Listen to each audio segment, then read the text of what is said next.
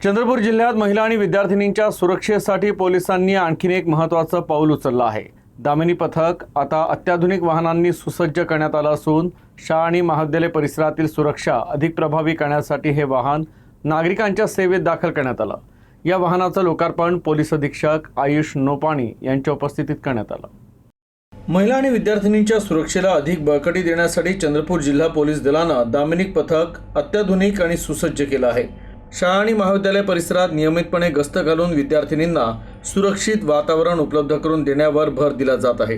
दामिनी पथकाकडून विद्यार्थिनींशी संवाद साधून सुरक्षिततेबाबत मार्गदर्शन केलं जात आहे। छेडछाड, त्रास देणं किंवा इतर गैरवर्तनाच्या घटना आढळल्यास संबंधितांवर तत्काळ कारवाई करून त्यांना ताब्यात घेतलं जातं। महिला सुरक्षेच्या दृष्टीनं पथकाची कार्यक्षमता वाढवण्यासाठी अत्याधुनिक वाहन उपलब्ध करून देण्यात आलं आहे।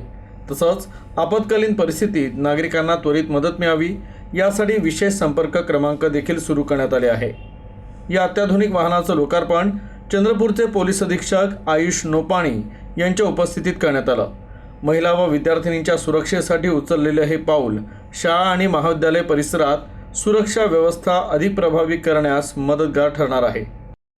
दामिनी पथक हे पूर्ण राज्यात वेगवेगळे जिल्ह्यामध्ये सुरू आहे। त्या पथक शाळाला आणि कॉलेजेसला भेट देतात आणि मुलांचं मार्गदर्शन किंवा कोणी पोरे वगैरे जर त्यांना त्रास देत आहे त्याच्यासाठी आपण एक वेगळा पथक तयार केलेला आहे। चंद्रपूर जिल्ह्यामध्ये सुद्धा हा पथक सुरू होता। आता फक्त त्याला नवीन वाहन आणि एक नवीन लुक दिलेला आहे की ते लोकांच्या लक्षात येईल आणि आपण स्टाफ पण वाढवून दिला आहे हा पथकला। आता हा पथक पूर्ण जिल्ह्याचे वेगवेगळे शाळा आणि कॉलेजेसमध्ये फिरणार आहे।